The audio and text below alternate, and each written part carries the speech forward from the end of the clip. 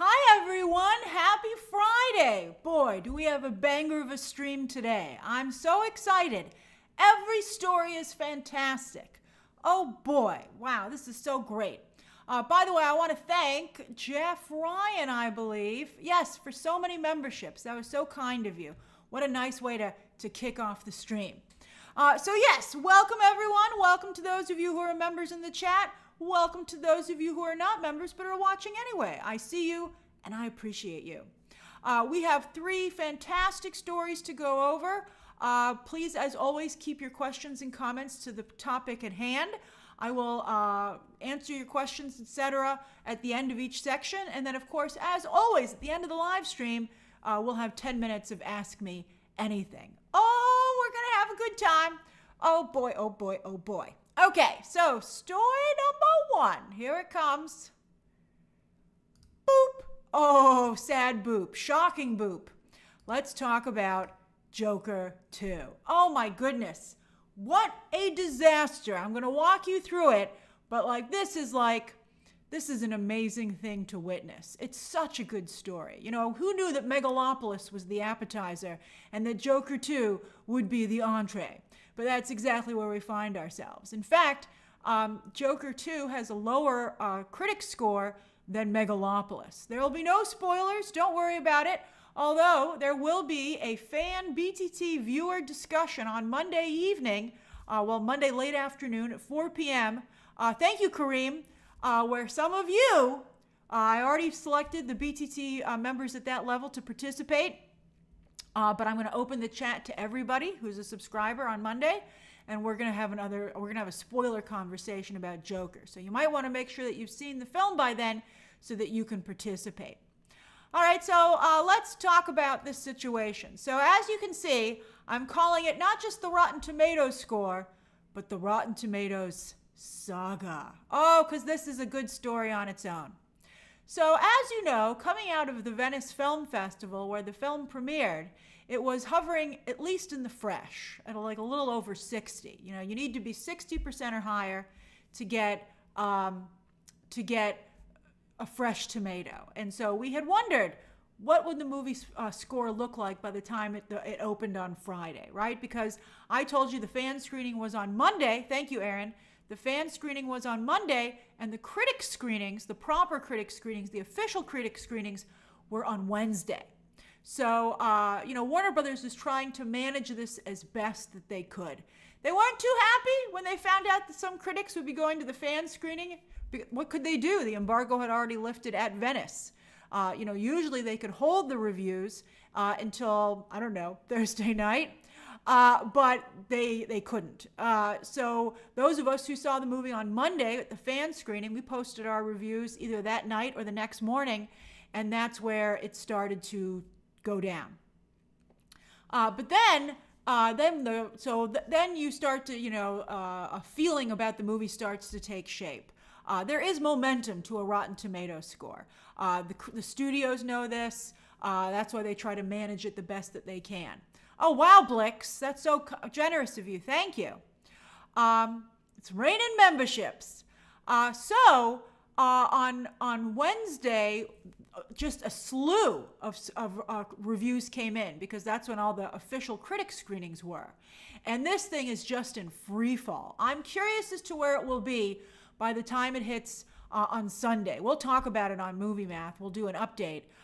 This critic score, by the way, only has, how many, I don't have the number here. Let me see how many reviews it has. So that's only 199 reviews. You haven't even had a lot of the people who don't get press invites weighing in yet. That's only 199 reviews, whereas the first Joker movie, for instance, currently has 600 reviews. So they've got 400 more reviews to go. And I got to tell you, I don't think it's going to head in the direction that they wanted to. So where this thing could be, I gave it a Rotten Tomato. I mean, I think a lot of the ideas in the movie are interesting, but it's just such a creative and business mess. You just can't give it a freshie. You can't give it a freshie, man. It's hard to give out a Rotten Tomato. I know a lot of you are like, I'd give Rotten Tomatoes to everything. Wham, wham, wham. It's harder when you actually have to do it because you're like, oh, do I really want to hit that movie that hard? So, it's a tough call. Although, I got to tell you, critics feel like, boy, I haven't given out any Rotten Tomatoes in a while. So they're like, what could I give a Rotten Tomato to that no one else would take issue with? Like, I do think that's a little bit of the context of Rotten Tomatoes. I do feel that sometimes people are like, well, I have no problem being out there by myself, as many of you know, but I think that a lot of times some people go, well, I don't want to get in trouble. I don't want to get in trouble with fans. I don't want to get in trouble with the studio. So you want to hide your Rotten Tomato in a sea of other Rotten Tomatoes. And I think that's one of the things that's happening with Joker. I think people are like, ooh, time to get in a Rotten Tomato. No problem. So I think that's part of the issue. Although I got to tell you, that audience score is real bad. That audience score, there is no vindication for this movie. And I think it's hilarious, that some people are pointing out that, that everybody who seems to like Joker 2 didn't like the first Joker. But as you can see, that's not enough people to support a movie.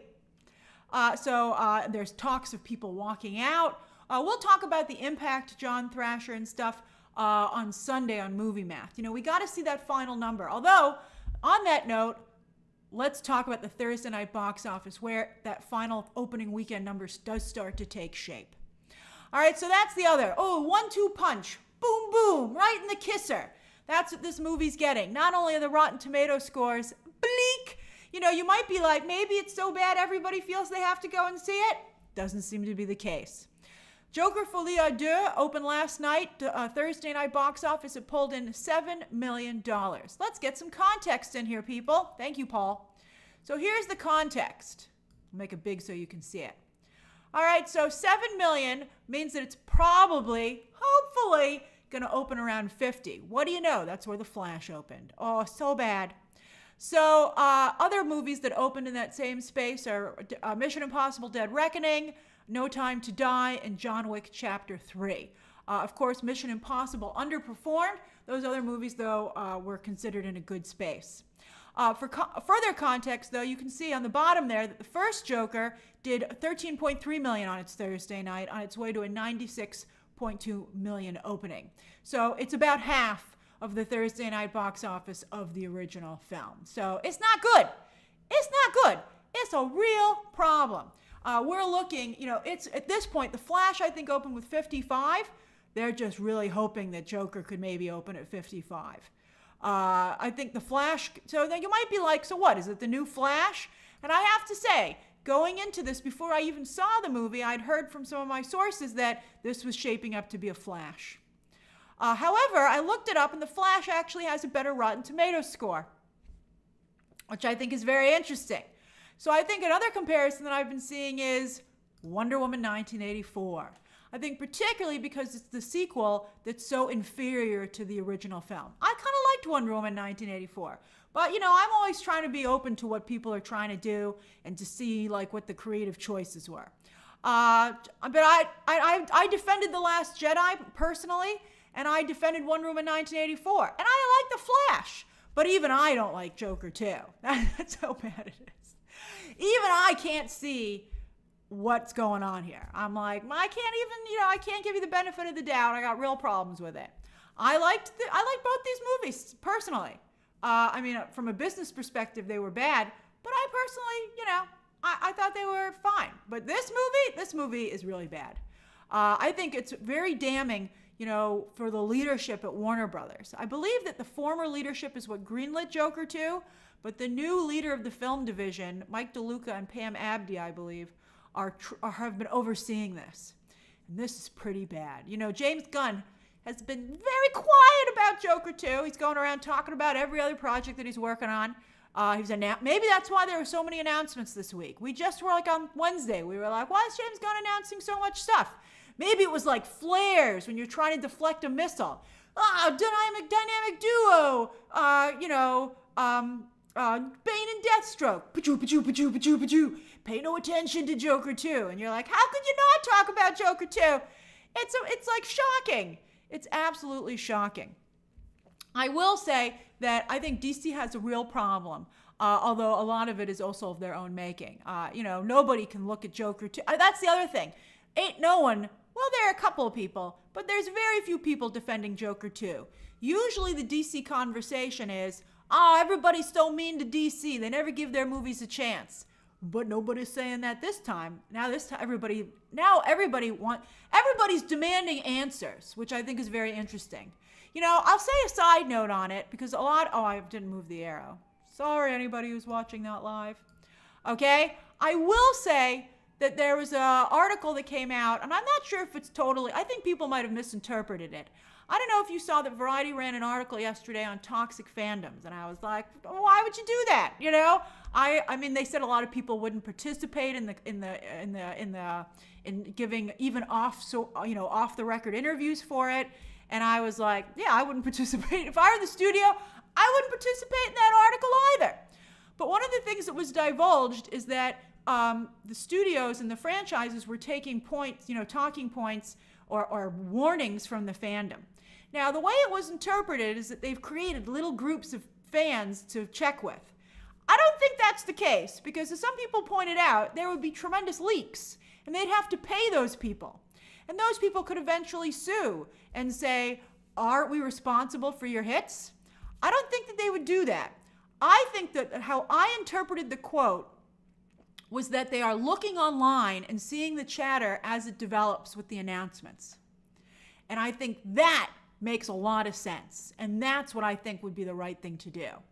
And I saw a couple of artistes say, I would be disgusted if somebody handed me notes from fans. And I would be like, I would bet you'd be less disgusted if it saved your career.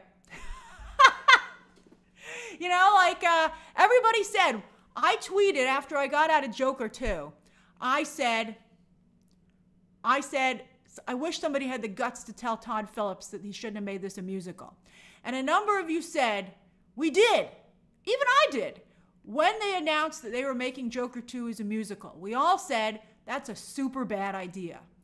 And if only Todd Phillips had been reading social media, maybe he would have been like, I should at least rethink it a little bit if everybody says it's such a horrible idea. I really feel, obviously you don't want to reward toxic behavior. I wouldn't put a spotlight on it, Fires need oxygen to breathe. But I think that it would be bad to just bury your head in the sand, because who are you making it for? You're making it for the fans.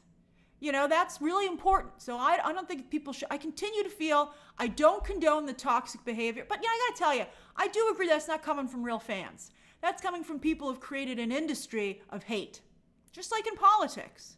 It's the exact same situation. But that does not apply to all fans. I think, Blue Prada says in market research, we call doing fan research social listening. That's fantastic. I love it. I think it's very important to be online, and James Gunn is super online to the point where we feel it's bad, but at least you would think some good would come out of that. And he would be I hope he's taking notes. I really hope that would be a wonderful thing, I'm open to being surprised by James Gunn. He has this rule where he says, we're not going to roll camera till the scripts are done. And you're like, okay, that's great. We don't know if that necessarily means your stuff's foolproof, but that's a nice step in the right direction. And then I wanted to put a little reminder. Be sure to tune in for Movie Math on Sunday, because it's going to be a party. Let's watch the apocalypse for DC. Put on your sunglasses, get out your lawn chair, get some snacks, and we're going to be like, wow, that's a big one. All right, so does anybody have any questions or comments about this story before we move on to the next one? The cinema score, Eric, will come out tomorrow. Although the post-track is another thing that is used to see how audiences feel about stuff. I think it goes to 4 or 5. I think it goes to 4 stars. But I will tell you that according to Deadline, Joker 2 got half a star. Not even 1 star. I've never seen anything get half a star. Riley says, Last Jedi has high critic scores of 1.3 billion and A cinema score to back it up. Joker 2 ain't going to have any of that. That's true, Riley. You know, some people, I saw somebody tweet that said Rian Johnson lit the match that started this fire. He might have to some degree. But he's still, you know, Last Jedi was very successful. So it's hard to say that's exactly the same situation. Andrew says, I haven't been able to watch your spoiler review yet, but I had little problem with what was shown in front of me. I just felt it had too much wasted potential. That's good. You know, some people do care for the film, but, you know, that's why there's such a thing as momentum. People love a good hate bandwagon. And, you know, people are like, oh, but we're having a party of hate over here, man. You know, I do think that the film, I do think that the film has commendable scenes and elements to it, but I think nobody can deny that overall it's a mess. I really feel, and that's what's so, and also it's so insulting to fans of the original film. That's another thing that is like crazy. Wanda's attorney says his or her theater was empty.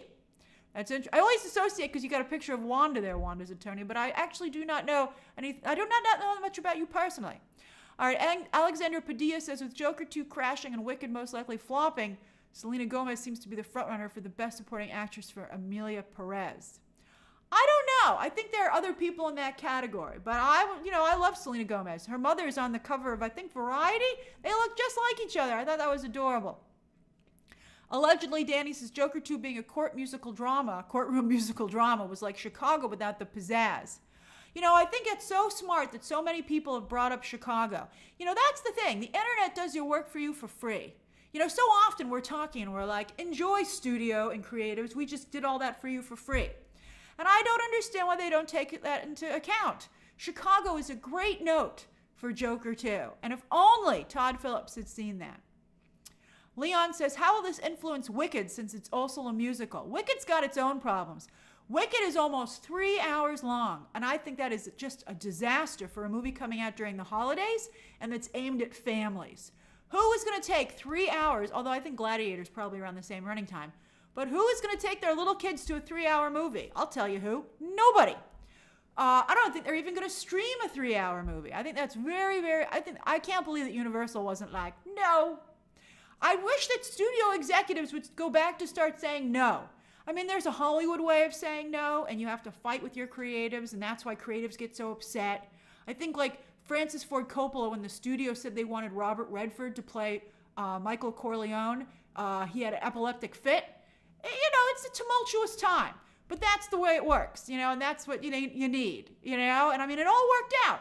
You know, obviously that was a stupid idea from the studio, but sometimes the studio has good suggestions. And I think that 2 hours and 40 minutes is just, I don't know if the movie can recover from that. I'm very nervous about it. Randall, I did tell you the ending for, I told it in my spoiler review, and I can't say it here because I promised no spoilers in this video. Let's see here.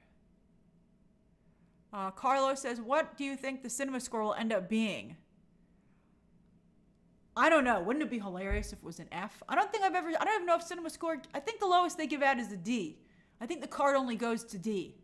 Maybe D minus? It's going to be bad. I think it's going to be, I would suspect, if it's not in the D range, things are so bad that if it isn't in the D range, Warner Brothers will be relieved. They'll be like a C, thank God. Let's see here. Drago says, Grace, I went to Lincoln Square last night and watched a double feature, Joker 2 and then Megalopolis. I liked Megalopolis. Again, I liked Megalopolis. That's how bad Joker 2 was. I could not find anything I liked about it. Justin says, as a huge little monster, I was excited for her tour film, Chromatica Ball. I wanted it in theaters instead of Max. That kind of has something to do with this conversation, Justin. I'm nervous about the Lady Gaga discussion that we're going to have on Sunday. This is not good for her career. And I think it would behoove her to start speaking out as to what her role originally was, because right now she's going to take the hit for this with a lot of people, which is bad.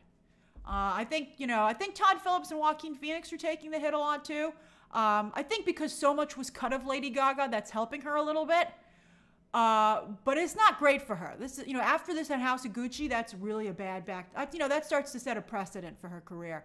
And that's really a problem. And I feel very bad for her because I don't think this was her fault at all. Stephen Turner says, do you think had it been a better musical, it would at least satisfied more people? Stephen says he was going and expecting La La Land meets Bonnie and Clyde. Oh, for sure.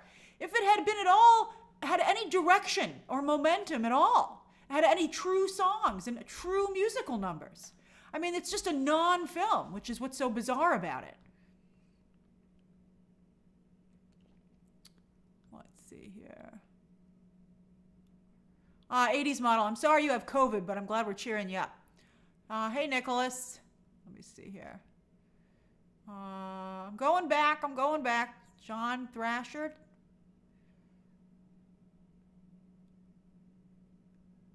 Oh, I missed a couple of them. Hold on. I can only go back so far. John Thrasher says, where does the breakdown happen with a flop this big? Is it script level? I believe this was in post, based on how much footage is missing. I believe that this is in post, that this happened in post. That's some of the rumors that are going around as well. That it was extensively reworked. Let's see here. I also missed Nacho saying, this Harley reminded me a lot of the recent Caped Crusader. That's interesting. I think this was a better Harley. I think she at least looked like Harley, and had some elements that were similar. Lloyd Lester points out the $200 million budget. A lot of that was people's salaries. So that's just, I wonder if this will change how people are compensated, because they gave this talent so much money and look what they got in exchange for it.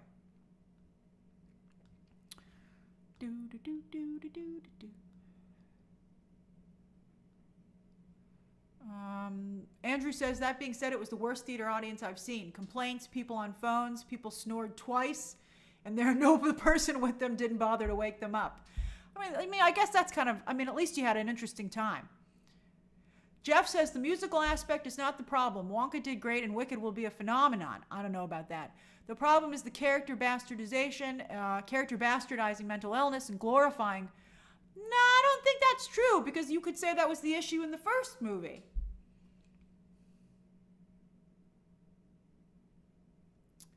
Tim O'Duck says, everyone is underestimating Wicked. I think it's going to be huge. I don't think so, Tim O'Duck. I got to tell you, I don't. I hope, let's see. Oh, I'm glad you agree, Kyle. Hey, Loyosa. Rampton, I haven't listened to the Harley Quinn album. Let's see here. Even Karaoke Ken says the studio should have interfered. Oh, that's right. Oh, hey, Heinz Adventures. A Razzie? The Razzies are going to be a fierce competition this year. Who do you give the Razzies to? You got Madam Web. You got Megalopolis. You got Joker too. Oh my gosh, it's going to be crazy. Patrick says, is DC doomed? I think all comic book movies are in a tough space these days. JM says, maybe Gaga should have taken Birds of Prey. No, I don't think that. That also was a disaster. And Steven says, what should Gaga do next film-wise? I think she should take a very long break. I think it's going to be hard for her to get another movie, unless she produces it herself and raises the money herself. I think it has to be extremely inexpensive. I think this is going to be difficult for her. I'm glad you liked it, Jazz. It's tough. Okay, let's get on to the next story. We got a lot to go over. Okay. Hold on. Wait a minute. Where's my arrow? Hold music. That's more like a game show. Okay, story number 2. Oh, wait, I didn't say it's through. Story number 2. Hold on. Here it comes. Boop. All right, another mini review. Okay, Warner Brothers. This is also from Warner Brothers. This movie hit Max yesterday. Oh, thank you, Wiki Nomad. Now, they're not having a good time. Look at the Rotten Tomatoes score for this movie. 47% critics, 37% audience. I, in fact, dragged my feet this morning to watch this because I had some other things this morning I had to do. I was tight on time. The movie's about 2 hours. I was like, ooh, everybody seems to say it's so bad. Maybe I should do something else with my morning. But then I was like, oh, people liked the mini review last week, and I do need another story for the live stream, so I guess I'll watch it. All right, so let me talk about my overall thoughts for the movie. Okay, hold on. You ready? I loved it. I loved it so much. In fact, I already made plans to watch it again this weekend. I thought it was an absolute treat. I can't believe those scores, considering how good I thought the film was. Yeah, this is on Max. Let me bring up some stills. Oh, I loved it so much. Okay, so I think it's extremely atmospheric. I think that Gary Doberman did an incredible job with the visuals. I thought they were very, very inventive. I thought they were, it has a Stranger Things type feel to it, which I was really vibing with. In fact, the title card looked a lot like the original paperback, which I thought was a really cool idea. So I thought that was really neat. It reminded me very much of reading, I don't know if you ever did this when you were little, but I used to really read a lot of scary stories when I was a tween. And so I read a lot of paperbacks like Lois Duncan and stuff like that, who's been famous for generations. And so I thought it was an interesting choice that the title card looked a lot like this. But then when I saw the movie, I was like, oh, that makes perfect sense, because it feels very much like, it takes place in the 1970s, but it feels very 1970s, very 80s. I really liked it. Wanda's Attorney, basically the premise is it's about a town overtaken by vampires. And they make that clear from the very beginning.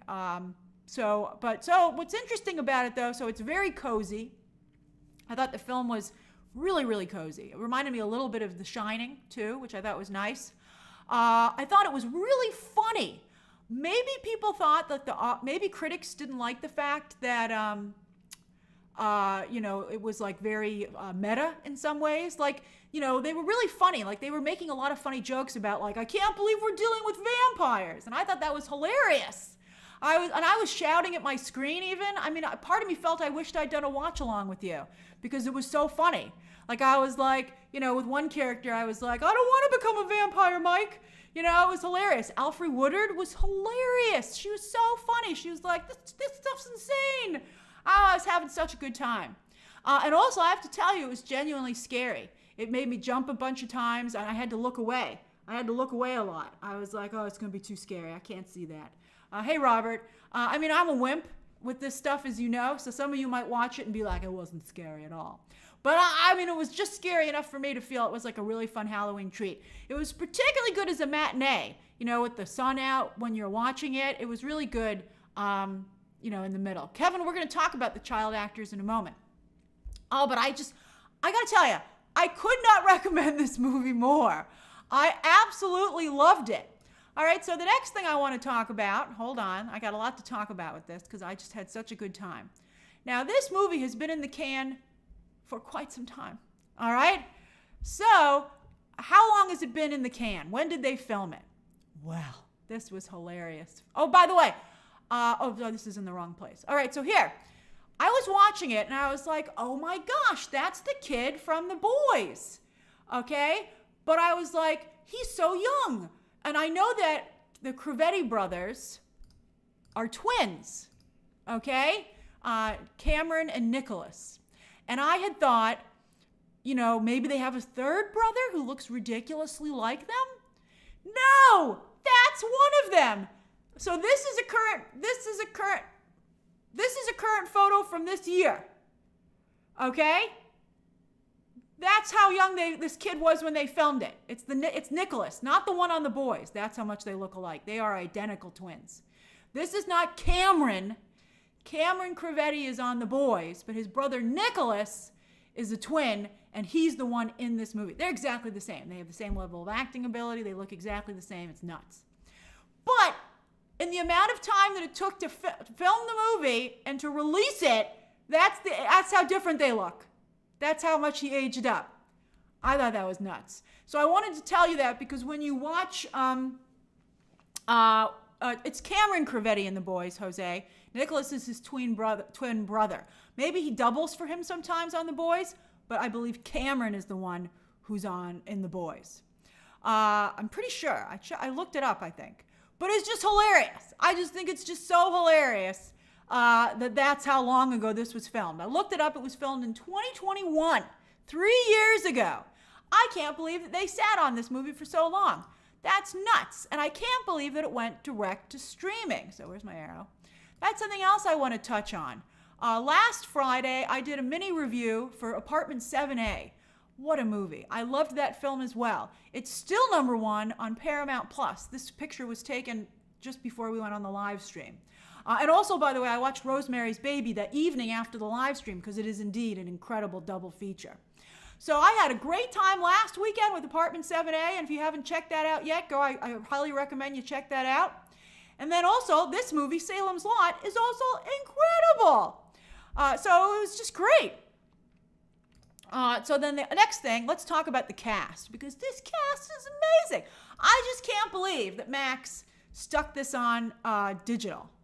I'm just amazed. All right, so I want to talk about the cast a little bit. Let me get up one of the stills, okay? Hold on, let me get up this one. All right, you can see him a little bigger there. Great cast, such a good cast. All right, so where's my arrow so you can see who I'm talking about? Where'd it go? All right, so the star of the movie is Mr. Lewis Pullman, Bill Pullman's son. You know, the president in Independence Day who gives that big speech that everybody talks about every year. Here he is. Oh, let me get my arrow so you can see it.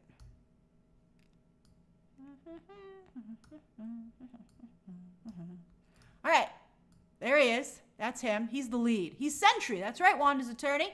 He is playing Sentry in the upcoming Thunderbolts movie. He does a great job. At first, I didn't know how good he was. He is a Nepo baby, Alexander. That's true. He is a Nepo baby. But I thought he was great. I thought he was a really solid lead. Then this actress here is named Mackenzie Lee. I really liked her. She reminded me, speaking of the boys, she reminded me a lot of the actress who played Queen Maeve. I thought she had a wonderful look, and she just really was a great female lead. Alfre Woodard, right there she is. She was so funny. Oh, she was so funny. I mean, she was just fantastic. I thought she did a really phenomenal job, and she had some of the funniest lines in the movie. Then a couple other people. Bill Camp. He's not in this picture. Bill Camp, if you know Bill Camp, you'll know him as soon as you see him. I'm a big Bill Camp fan. He's so great in this movie. He plays a teacher. I really liked him a lot. I thought he was fantastic. Then also, Palu Asbeck or whatever. He was from Game of Thrones. He was like the sea people, the brother who was making skeevy moves on Cersei. He does a great job. He has a small role. He's a little over the top. Then also I want to point out that Spencer Treat Clark, who plays the Gravedigger, he's the kid from Unbreakable and the recent split the recent sequel, you know? I couldn't believe he was in this movie, and he did a good job too. But then also, the real star here is also Jordan Preston Carter. That's this little boy right here. What a role. He was so good. He could have been in Stranger Things. He did an amazing job. He was so charismatic. I loved his glasses. He and Lewis Pullman both wear glasses like me. He was such a good action hero. He was funny. He was charming. He was adorable. I agree. Big star turn. I would, if I was looking to cast a child actor, he would go to the top of my list for some people I would consider. He just did a wonderful job. So then next thing I want to talk about, all right, so this is from James Wan. I'm taking that out. What else am I taking out? Here. This is from James Wan and Gary Doberman. So of course it's good. James Wan is the producer, and Gary Doberman, who wrote a lot of the Annabelle movies, this is his directorial debut. I feel so bad for him that this is getting bad reviews and went straight to digital, to streaming, because it's so good. He deserves all of the praise. He is a great director. He did just a fabulous job. And he has a bad audience score. I feel so bad for Gary. I hope that some producer and studio executive or Mr. James Wan. He directed the third Annabelle? Okay, yeah, that's right. And I actually liked that. That's right. Thank you, Rippy and Steven. I am going to give it a fresh tomato. As soon as this video posts, I can post my mini review. I'm going to give it a freshie. And I'm going to tweet about it also, because it's just such a great movie. So yeah, so good. And I hope that he gets hired again to do more stuff, because he's really talented. And I feel awful that this movie isn't getting its due. And then I also want to give a little bit of a shout out to Mr. Stephen King. He's gotten a little political. I think it's given him some issues online. That's the case. But I gotta tell you, that's Stephen King. He really delivers. You know, I think I don't think he'd be good for Blade Mish because Blade is supposed to be cool. I really like the recent video game that they're working on where Blade is actually operating out of Paris. I thought that was really cool because I think too often they don't highlight the communities of color in Europe, and they've really become quite big. And for a long time now, this isn't like a new thing. People just haven't been paying attention to them. And so I love when entertainment highlights, you know, that's so much a part of these European cities these days. So I think the Blade video game really captured my attention. I thought that was very cool. And since they're still developing Blade as a movie, I would look at that video game and I would see how the video game was received when it was released. That's right. Everybody kind of wants to see Wesley Snipes brought back. I think. Usan. That's right. Is from the Pakistani community in England. Totally true. And it's good to see the representatives in England starting to reflect that. That's something that's a new trend, which is great. But yeah, that's right. Hey, Seattle Law Nerd, that's right. Something to watch. You should definitely watch this weekend. I cannot recommend Apartment 7A in Salem's Lot strongly enough. I think they're fantastic. They're as good as anything you would see in a theater. I hope I'm not overhyping them too much for you, but I just really like them. And I have to say, I think for the most part, Stephen King delivers. I think that his stuff is very pulpy, and I think that's something you should realize when you watch it. You know, it is pulpy. It is like a New England town. It is, you know, it is a little folksy. And I thought it had an interesting message about good men do nothing. I wouldn't watch these as a double feature. I would watch Apartment 7A and Rosemary's Baby as a double feature, both available on Paramount Plus. That's your double feature right there. And as for this one, you could watch this with, I would say, maybe The Shining or something. It just doesn't need a second feature. It's just very good on its own. It was just really, really good. I really liked it. What's dropped lower than 34? Joker or this? Oh, David, we'll keep doing mini reviews. I'm glad you guys like it. I'll keep doing mini reviews for smaller films. Let's see. Joker's still at 34. Let me see what this poor Salem's Lot movie is at. It's so good. Oh, so it must be, Joker didn't drop. All right, so yeah, so you should watch it. I highly recommend it. I loved it. Does anybody have any questions or comments about this that are not asking for spoilers? Oh, Rashad, I'm glad you like the mini reviews as well. That makes me very happy. I'm definitely going to continue with the mini reviews. I think they're really working out well. I'm really happy with that. Shahar, the movie's 2 hours. It's a little under 2 hours. Oh, Mish says, is it gory? It's pretty gory. Like, it's not like super gory, but there's a lot of like fake blood. Ivan says, this is giving me Midnight Mass meets Stranger Things. Ivan, you just gave the log line. That's totally what it is. Starry says, best food choice. Oh, something cozy, like chicken pot pie, you know, or like something from a diner. You know, think New England town. Chowder? Get yourself some chowder. That's what you should be thinking of. Something really New England.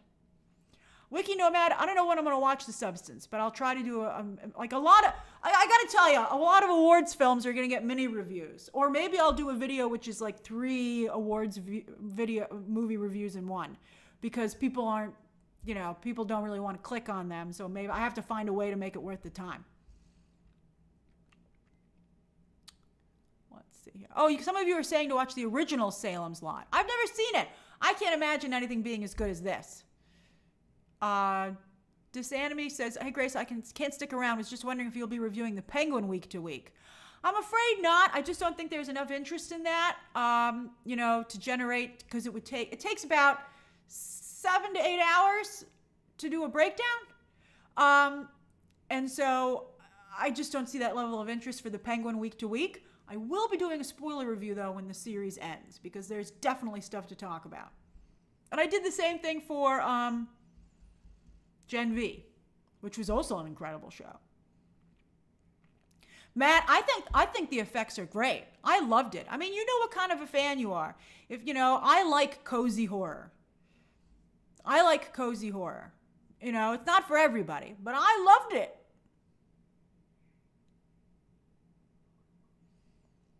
Let's see here. Oh, thanks, Malik. I'm glad you liked the awards thing last time. That's right, Wanda's attorney. Chowder. You can't even call it chowder when you have to be like, chowder. Gonna have some chowder with some oyster crackers. Oyster crackers and chowder, or any kind of soup, is delicious. Delicious. All right, I think we're good. Ace says top 10 movie. I don't know if I go that far, but I really loved it. As I said, I couldn't recommend it highly enough. Like, if you're like, Grace, what should I watch? Salem's Lot. I don't even have to pause and be like, I don't have to give you any qualifiers. I'm like, you should watch that. Paul, you're a Rhode Islander. I'm glad I got it right. I'm glad you appreciate my chowder. Oh, David says it is going to be a theatrical release in the UK. Oh, I think it's definitely fun. I don't know if you want to pay full price for it because it went direct to video here. I think it would be a fabulous matinee in the UK. Go half price or $5, whatever your Tuesday thing is, £5 Tuesday, whatever your rate is. Go for a little bit of a half off. Get yourself a fizzy soda and some popcorn. Snuggle into your recliner. Get some candy. Oh, you're going to have a great time. Let's see here. Dasani says, understand that. Fingers crossed we get a mini review as it heats up. No, because I don't want to give spoilers away. But I will do that spoiler review when it's done. For sure. It'll be ready. I've seen the whole show. So it'll be ready and waiting for you when you watch the finale. And believe me, you're going to want to talk about it. You ain't seen nothing yet with this show. It just goes up in terms of excitement. I'm glad everybody's enamored with chow. I've made myself want some chowder. I'm going to watch it again this weekend. As I told you, I already made plans to watch it again. So I got to give food recommendations for myself and my friends. Okay, so let's get to the next. Should it get a sequel, Capico? I don't know about a sequel. I don't know. There's something refreshing about just one and done. I don't have to watch 8 hours of content. I see you there, Loyuso. Chowda. Slade, I think, and it's great to have a 2-hour movie, then you're done, and you don't have to ever think about it again, and you just were like, that was a great time. But I see some other comments here. Slade mentions Castle Rock. Great comparison. If you enjoyed Castle Rock, the television show that was short-lived on Hulu, you will like this. And then let's see what else here. Thanks, Dakota. I'm happy to be enthusiastic. It makes me so happy to be able to recommend something to you so strongly. And then I think that's good. All right. Hey, in Atlantic City there. Kareem says we're all doing it wrong, but it's funny. With chowder. Chowder! All right. Let's talk about the next story. All right, hold on. All right. Then we'll do Ask Me Anything. All right. Boom, baby. Oh, my God, right on Anne Hathaway's face. Sorry, Anne. Let me try and move it, I guess. Whatever. Sorry. That's better. All right, Anne Hathaway. Look at all the chapters. So much to say. So there's Anne Hathaway today. Looking pretty great. Oh, yeah. Boom, baby. I can see you, Luis. Looking pretty good there. So Anne Hathaway's been on a journey. She was everyone's favorite child or teen star for a while. But then when she did her awards campaign for Les Mis, she, a little bit like what happened with Lady Gaga. So Lady Gaga can take heart. Everybody started making fun of her. But then Anne Hathaway embraced it and started playing villains. And I have to say has done a fantastic job in those roles. But most recently, because things haven't done very well for her, she's been making a lot of direct-to-video, direct-to-streaming films. It's been rough for Anne Hathaway, but it looks like she might be having a Hathaway-sance, much like the McConaissance. And she was wonderful in We Crashed, Sion. I thought she did a fantastic job.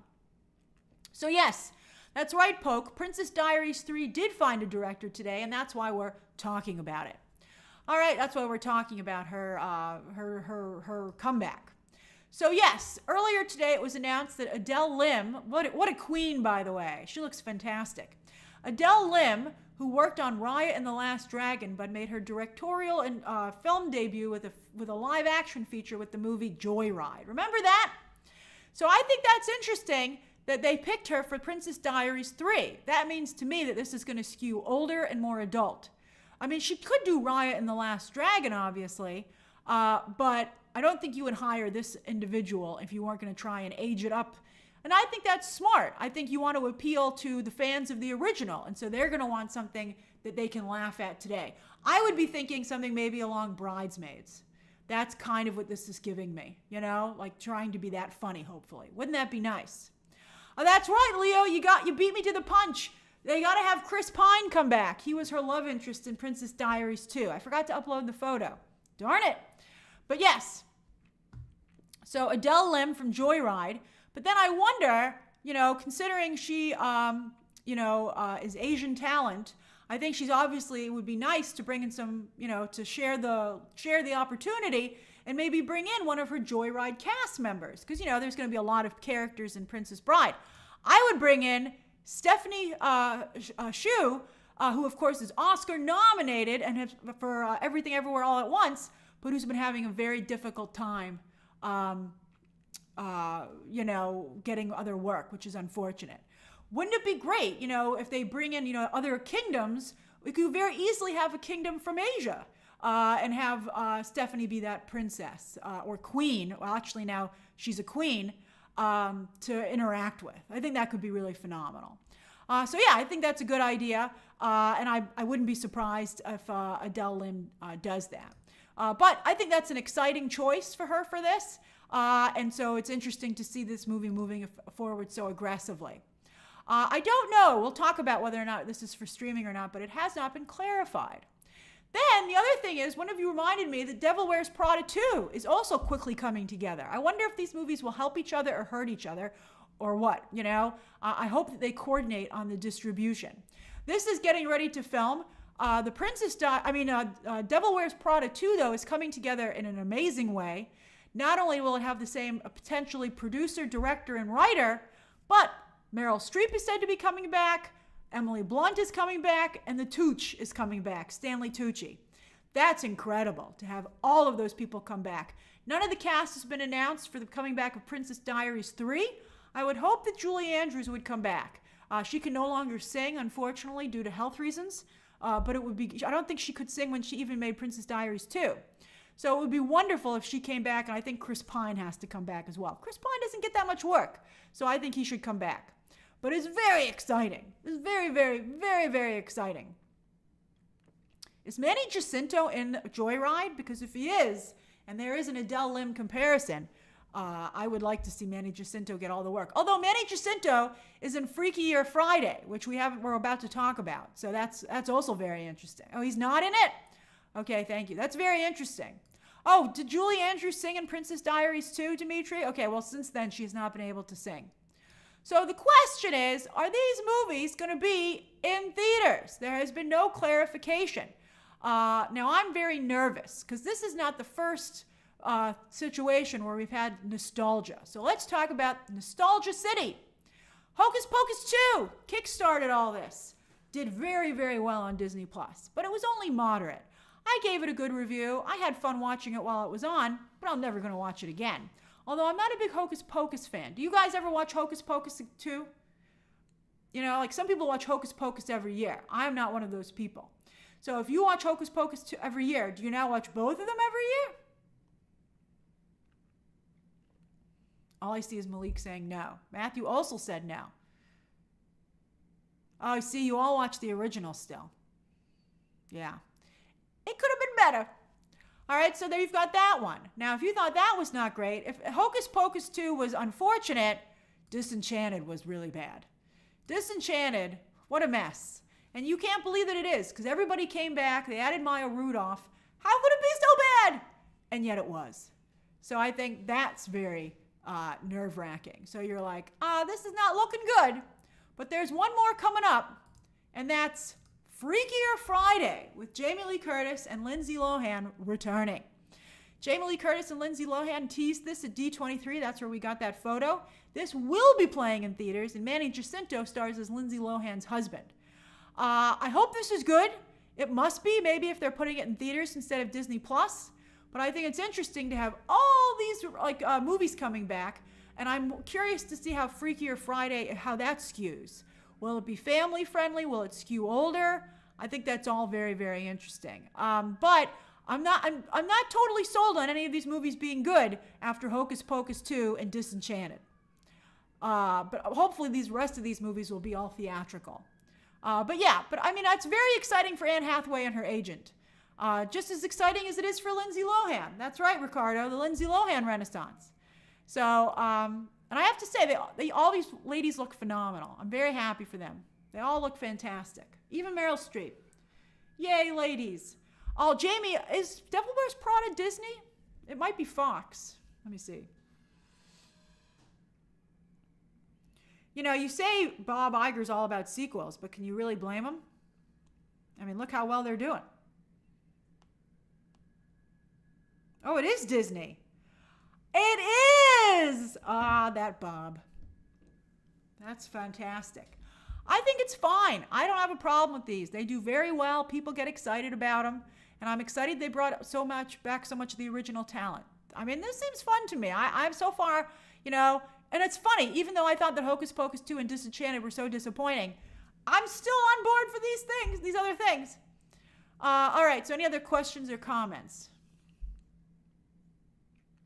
about this story? And then we'll go to the overall Q&A.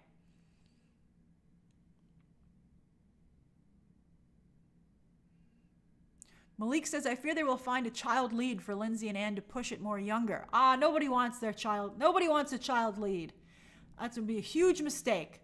Just like nobody wants Home Alone with a new kid. We want Macaulay Culkin as adult Kevin. I don't understand. It's like when we asked for DC. We said we want Brainiac versus Superman and Gotham City Sirens. Again, listen to the fans. We're so clear about what we want. We're so clear. We're being so clear about it. Hey, Tim.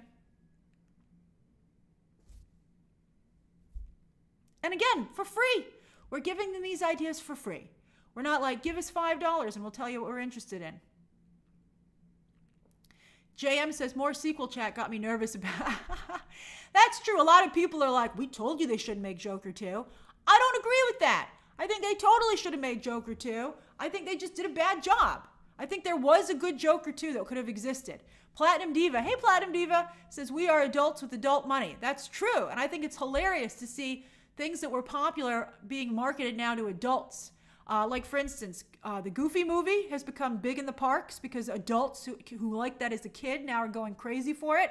And also, Emperor's New Groove is getting love because so many people who liked it as kids now are adults and have adult money and are like, oh my God. Like, I think they just started selling shoulder plushies of Kronk's Devil and Angel.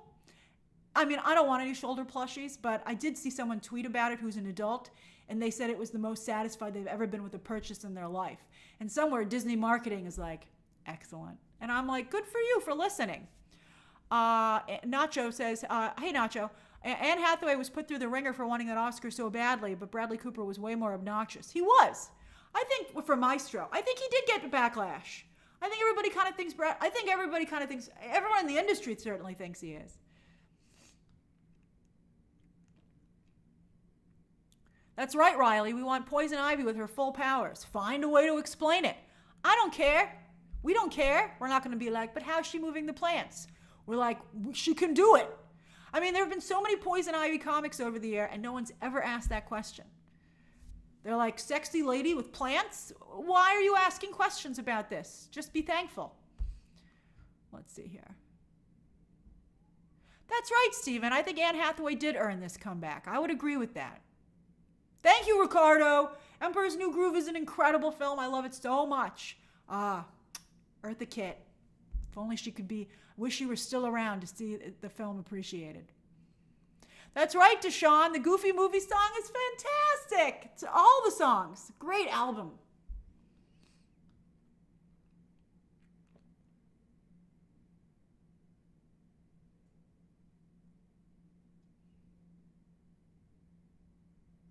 JM, Anne Hathaway was, I think, the best part in Ocean's 8.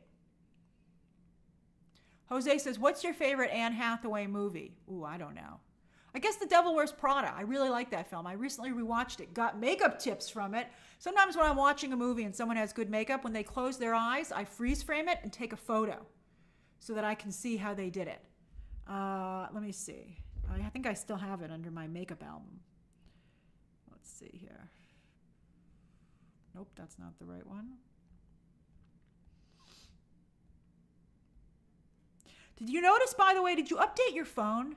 The way that it's able to search with AI, I was trying to search my my album the other day. Oh, I don't have it.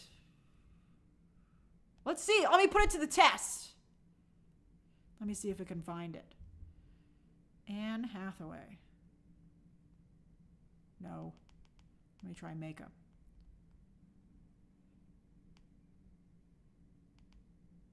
I'm going to have to spell makeup correctly. Okay. No, I can't find it. But I said search for candy, and it was able to find every photo in my album that had said candy or had candy in it. I was both impressed and creeped out. Oh, Rodney, are they making a Charlie's Angels 3? I haven't heard about that. Tim says, hey, Grace, any thoughts on why revivals such as that 90s show, iCarly, and new shows like What If and Lower Decks are getting canceled? So I think because they're not driving enough subscribership. Hey, Adam Sphere, welcome back. Let me try one moment to find the makeup. Let me just type in eyelid. Okay, eye. 829 results. Hold on. It didn't work. Poopers. I just saw the makeup. All right, well, anyway. Hey, Bay! Bay, I emailed you. I hope you saw the email. Let's see here. Bay will be appearing on Monday's the live stream. Let's see. Okay, let's go to the regular Q&A. I think we're ready for the regular Q&A. No. Platinum Diva says, hi, Grace and everyone. I missed the lives. Happy to make this one. I had issues with my health. Oh, no. Had to be back. Hope to be back more. You know I am a graveyard worker. Platinum Diva, we love you. We love you and we want only good things for you. You take care of you, but I'm so glad to see you and be able to catch up with you and send you positive thoughts. Platinum Diva is an OG BTT member. Phenomenal. Brett says, can you do a mini review for Wild Robot? I'd have to watch it first. I'm not going to watch it until it comes out on digital at this point. Dan, I haven't watched Heartstopper, but I did just start Interview with a Vampire last night. Because you guys are always like, watch Interview with a Vampire. And I saw it on Netflix as a Halloween recommendation, and I was like, okay, I'll start it. And I was like, I'll check out the first episode for a little bit, and then I watched the whole first episode. I have to tell you, it's awfully spicy. I was like, oh my, this is for adults. But I will say that it's incredibly well acted, and I love the production values, and it's actually an incredibly good, it's an incredible show. You don't get better than that, in my opinion. And it's a 10/10. But just be prepared that it's extremely spicy. Let's see here. Ooh, Dimitri says, with the Menendez brothers case getting reviewed, what impact do you feel movies in the film industry have on the legal system? I don't know. Let's see if they actually get out. Ryan Murphy's now like, maybe now Ryan Murphy likes the Menendez brothers because he wants to do a follow-up to the miniseries now, and he says he thinks they'll be out by Christmas. Oh, did Katie O'Brien just get in the Running Man with Glenn Powell? I love Katie O'Brien. I'm glad to see her getting work. I think they have to be careful. I think Ryan Murphy was very responsible with Monsters. I know some people don't agree. Let's see here. Rachel says, I feel so bad for Gaga. It's very degrading. I feel she is being penalized because Todd Phillips just wanted to get home and he's not giving anyone a chance. It's really unfortunate. It's very unfortunate. Wanda's attorney, I did see the Tommy Maximoff rumors. I don't know. Let's see how Wanda does. I'm waiting for Wanda to hit Nielsen to get us a better idea of how it's doing. Everyone's like, it's the cheapest show ever. The viewership numbers are growing. And I'm like, let's see it on Nielsen. Dancing Doug 60 says, Grace, how far back will studios go to make a sequel? Splash 2, Animal House 2, Jaws 5, Smokey and the Bandit with Glenn Powell. I think is their interest. I mean, look how far back they went for Beetlejuice, and that did extremely well. I think the question is, do you have a good enough hook, and do you have good enough talent? Dory, we talked about it. The Tooch is returning. The Tooch is going to be back. The Tooch. I love calling him the Tooch. But yes, it's technically Stanley Tucci. Let's see. I love all the support from Platinum Diva. That makes me very happy. Kyle, if you want to be a guest on the live streams, you need to be a BTT member at that level. You need to be a BTT Movie Club member at the BTT guest level. And then I put out a call, when I'm ready to accept entries. And then there's an email address and someone will get back to you. And I pretty much take the first couple of people who volunteer. Because, anybody who's a member at that level, I obviously am grateful for their support. And so I don't want to curate it. If you're first, you're first. Although I'm doing only new people until a certain point we'll start having repeats. But at this point, that's, how I'm handling it. Mish, I'm not watching Grotesquerie. Ryan Murphy's horror is too much for me. It's too gross. Anonymous Wannabe, I'm supposed to make a Summer Movies 2025 video. I even filmed it, but I haven't edited it yet because I had a very difficult September. Let's see here. I got to go back. I missed some stuff here. Let's see. Happy Friday to you, Aubrey. Speaking of people on the lives, Aubrey was on the last one.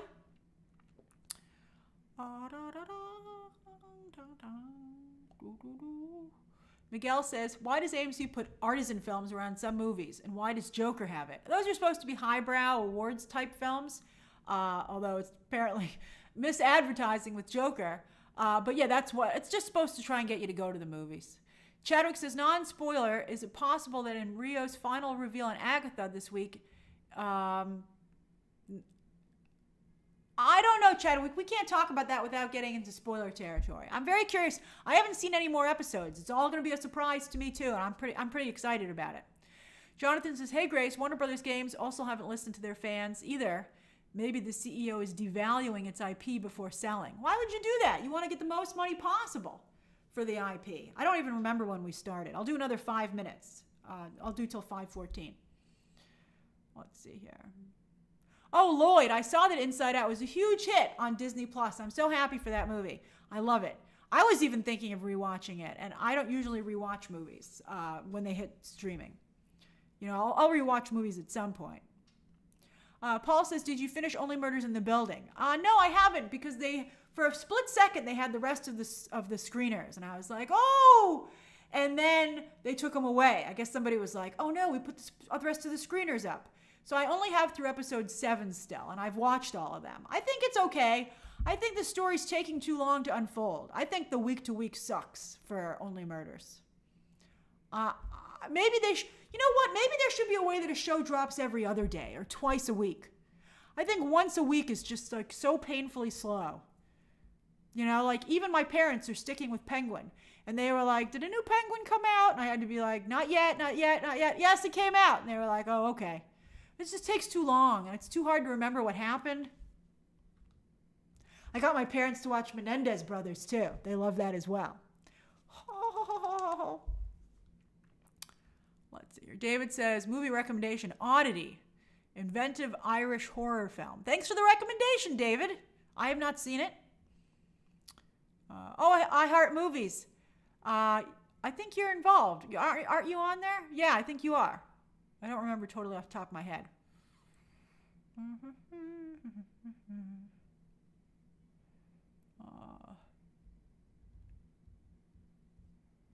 Boab says, hey Grace, how are you doing? Wanted to ask, did you watch ONMGM? What is that? I'm not sure what you're asking about. Sorry. Lantern's directors announced? Who cares? It's like TV directors. When they announce the Lantern's casting, then there's a story. Oh, Jareem, thank you so much. Jareem also says, any info on the Amazon's new Masters of the Universe or Voltron? Well, they've been having casting updates. They're trickling in, yes. Tim Max says, do you think Kang will be recast even in Doomsday? Yeah. Jonathan Majors isn't going to come back. Maybe Kang won't be in the story anymore, which I think is most likely. Rippy says, made my day that you finally started an interview. My pleasure. Please keep us updated on your thoughts as you make your way through the show. I'm going to continue to watch for sure.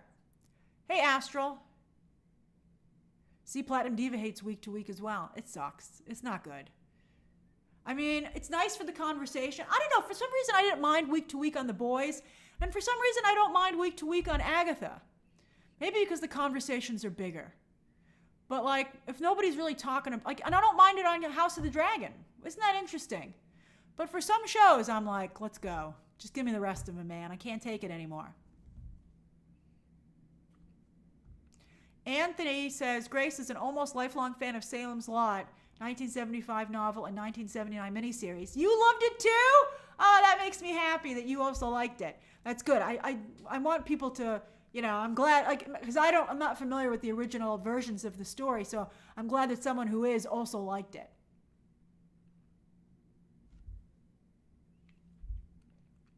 Lucy, Kristen Milioti is fantastic with the Penguin show. But, you know, don't worry. You're only on episode 2. Remember, it was episode 3 that really sold me on the series. You haven't even watched that yet. There are 8 episodes. Penguin isn't going to be done till early November. That's how long it takes. It's just crazy. Hey, Astral Austin. Oh, they got the Slow Horses director for Green Lantern? That's great. I think that the Green Lantern... I think that the talent behind the camera has really been exceptional.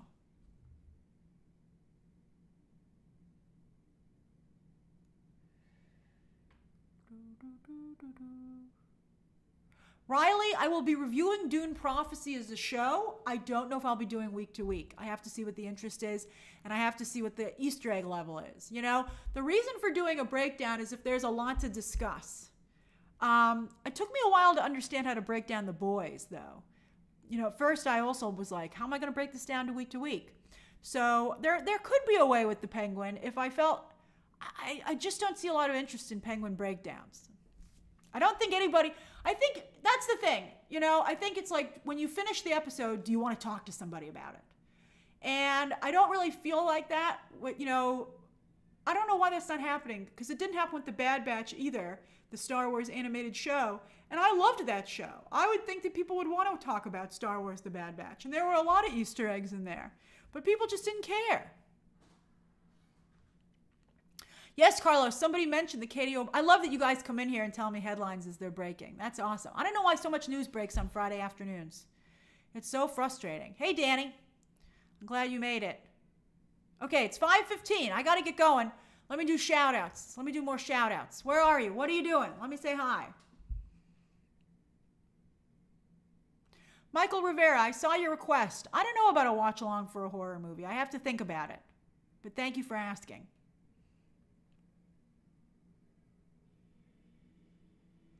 Platinum Diva, you had a temporary paralysis of your leg. Oh, no, I'm so sorry, but I'm so glad that it's temporary and you're getting back on your feet, literally. Good for you. Good way to be a fighter. But we know that about you, Platinum Diva. Let's see here. LP recommends American Sports Story. Oh, I appreciate the recommendations. Thank you. That's also from Ryan Murphy, by the way. Astral Austin is watching from LA. Oh, I'm sorry. It's so hot there. Yander, I hope I'm pronouncing that correctly, is in Rio. Watching Rio and Agatha. That's funny. I like that. Hey, Linny Chan in Ottawa, Canada, and Loyoso from South Africa. So nice. I saw you join today, Loyoso. Welcome to the party. Ethan is rewatching The Haunting of Hill House for the horror season. Love it. Hey, Danny in Guatemala. Always so nice to see you. RJ just got off from work while Elise is watching Heartstopper. Blue Prada is just chilling and living. I love it. Do you? Do you? Jared says, hey, Grace, setting in for a relaxing evening of doing absolutely nothing. That's the way to go. Tomorrow I'm taking photos of my town's Oktoberfest parade for your paper. Jared, I love it. You're living your best life. That sounds like such a great time. Astronomy 360 says, resting and enjoying the stream after college from Dallas, Texas. Howdy. Kyle Selby says, at the gym in Los Angeles, mentally preparing for Universal Horror Nights tonight. Oh, you're going to have a great time. They do a great job with their stuff. Andrew says, let's do a watch along for a Halloween movie. Maybe. I'll try and find one. Maybe we can do it the week of or something. Maybe the Sunday before Halloween. Tyler says, a breezy 76 in Long Beach. Oh, that's because you're on the shore, right? Danny says, just saw Joker 2 and took myself to Wendy's after for a lift up. I'm glad you're looking after your mental health. That'd be a funny Joker commercial. Joker's like, I'm feeling, my smile is your smile upside down? Go to Wendy's to turn it the right, put a smile on your face. Luis is starting vacation today, going on a cruise. Oh, have a great time. Let's see here. And then Dana O'Leary is making homemade marinara in North Virginia. Glad to get to tune in. Such a nice thing to say, Dane. Thank you. And then Vicente says, hi, Grace. Just got off work. Completely missed the stream. But have you seen Heartstopper Season 3? No, I have not. I'm now watching Interview with the Vampire, I said. Let's see here. Hey, Matt in Michigan. Always so great to see you. And Anish says, 2:45 a.m. here in India. Thanks for staying up with us. Can't wait to watch this video in the morning. Oh, so you just popped up after I get up. That's awesome. We'll join you for breakfast, Anish. So nice. I'm glad we could say hi to you. And then Aided Buffalo says, Aided Buffalo, I'm not repeating that. But, hey, I'm glad you can watch wherever you are. Hilarious. And then Obed says, just finished a hike with my 2 dogs in the Bay Area. I love it. Isn't Wendy's having the Krabby Patty special right now from SpongeBob? And Victor Ruiz says, almost off work in Santa Barbara, California. You guys are great. I love talking to you. You're phenomenal. All right. Thank you for such a wonderful stream. I had such a nice time talking to you. Have a wonderful weekend, and I will see you on Sunday, for quite the movie math. Let's see how low Joker 2 sinks. All right, everybody. Talk to you soon.